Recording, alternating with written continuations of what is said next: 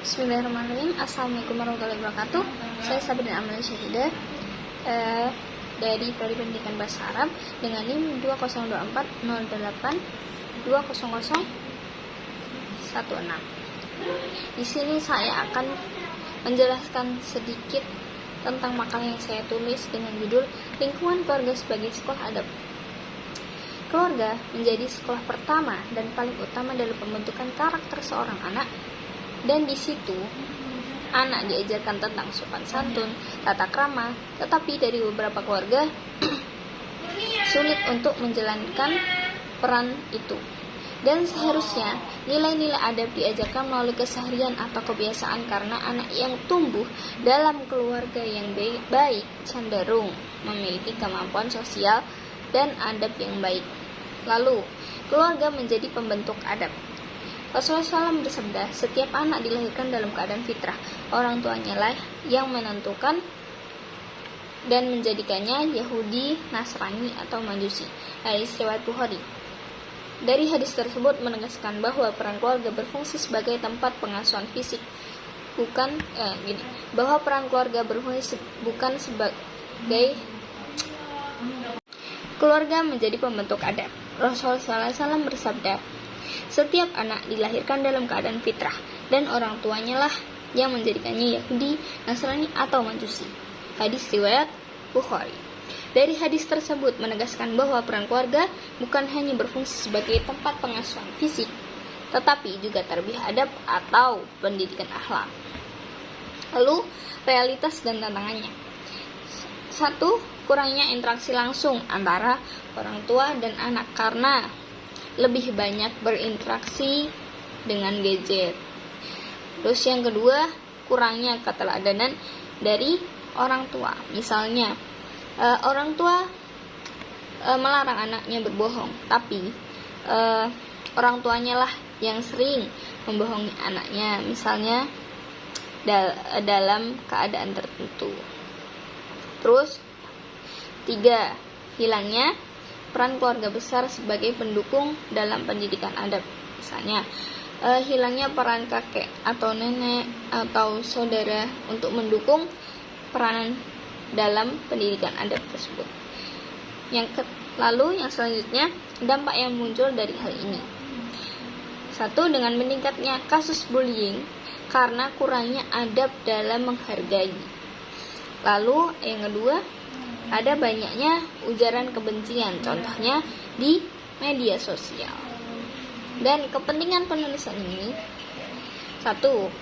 Mengingatkan kembali peran keluarga dalam pendidikan adab dan memberikan solusi praktis untuk memperkuat fungsi keluarga sebagai lingkungan pembiasaan adab. Lanjut ke rumusan masalah. 1. Rumusan masalah. Bagaimana konsep lingkungan keluarga menjadi peran utama dalam pembentukan adab individu seorang anak. Lalu yang kedua, metode pembelajaran adab yang efektif digunakan dalam lingkungan keluarga. Selanjutnya yang ketiga, tantangan yang dihadapi keluarga dalam menanamkan nilai adab kepada anak. Yang keempat, sejauh mana hubungan antara kualitas adab dalam keluarga dengan perilaku individu di masyarakat. Dan selanjutnya, tujuan penulisan. Yang pertama, menganalisis peran lingkungan keluarga sebagai fondasi pembentuk adab individu berdasarkan perspektif psikologis, sosiologis, dan keagamaan. Yang kedua, meneliti penerapan yang efektif dalam menanamkan nilai adab di lingkungan keluarga, contoh keteladanan orang tua, pembiasaan, dan komunikasi. Yang ketiga, mempelajari tantangan yang menghambat nilai adab dalam keluarga. Dan yang keempat, menilai dampak adab yang dibentuk keluarga terhadap interaksi sosial di masyarakat. Lanjut ke manfaat penulisan. Untuk menambah pengetahuan pemahaman tentang pentingnya mengajarkan sopan santun dan akhlak di dalam keluarga. Yang kedua, memberi tips mudah untuk mengajarkan anak tentang sopan santun di rumah dan memberitahu tantangan dan cara mengatasinya. Yang ketiga, membantu guru untuk mengerti peran keluarga dalam pendidikan adab dan memudahkan kerjasama lebih baik dengan orang tua. Dan yang keempat, mengurangi masalah sosial seperti kurangnya sopan santun atau bullying melalui pendekatan adab di keluarga itu sendiri. Selanjutnya, lingkungan keluarga menjadi tempat pendidikan yang paling utama dalam membentuk pembahasan. Yang pertama, lingkungan keluarga menjadi tempat pendidikan yang paling utama dalam membentuk adab seorang anak, karena di dalamnya diajarkan nilai moral, sopan santun, dan akhlak melalui keteladanan orang tua, interaksi sehari-hari, dan pembiasaan berlaku positif yang dilakukan secara terus-menerus. Dan pondasi pembentukan adab tercantum dalam surat Luqman ayat 12-19 yang berisi nasihat Luqman kepada anaknya tentang pentingnya berbakti kepada orang tua,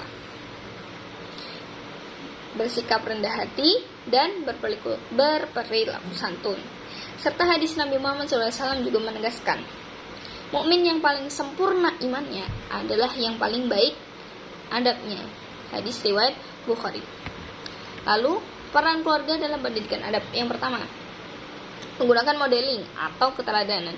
Anak belajar adab melalui observasi terhadap perilaku orang tua. Jadi dia melihat perilaku orang tua dan anggota keluarga lainnya. Contohnya, orang tua yang berbicara lembut akan mengajarkan anak tentang kesantunan, dan dampaknya apa?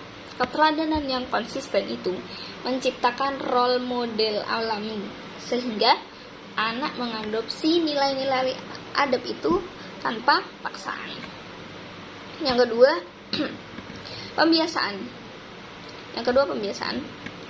Pembentukan adab melalui rutinitas harian yang diulang secara konsisten. Contoh, mengucapkan salam saat masuk rumah atau bertemu orang. Dampaknya apa?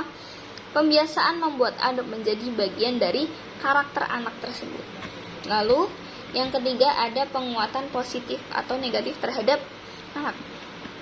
Nah, keluarga menggunakan reinforcement atau penguatan untuk mempertahankan perilaku baik atau mengurangi perilaku buruk.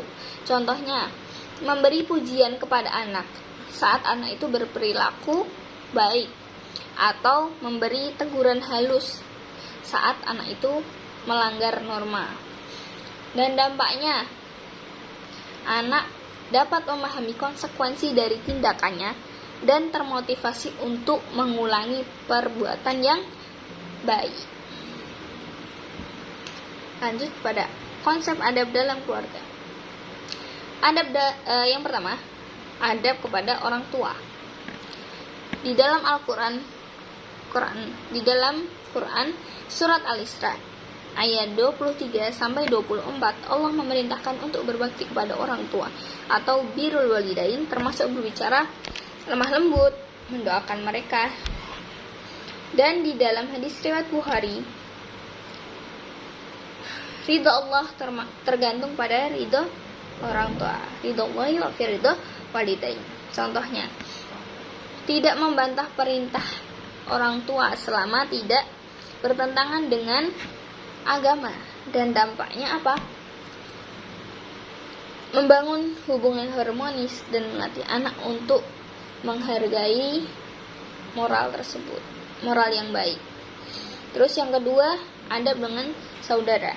Di dalam Quran surat Al-Hujurat ayat 10, sesungguhnya orang-orang beriman itu bersaudara. Contohnya, membiasakan kata maaf dan terima kasih antar saudara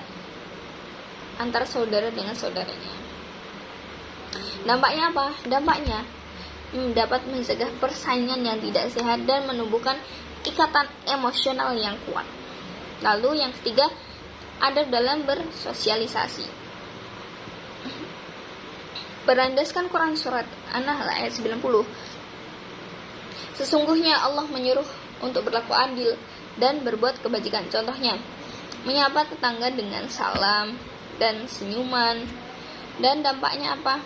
Anak mampu beradaptasi di masyarakat luas dengan bekal sopan santun yang tertanam sejak dini dari kecil.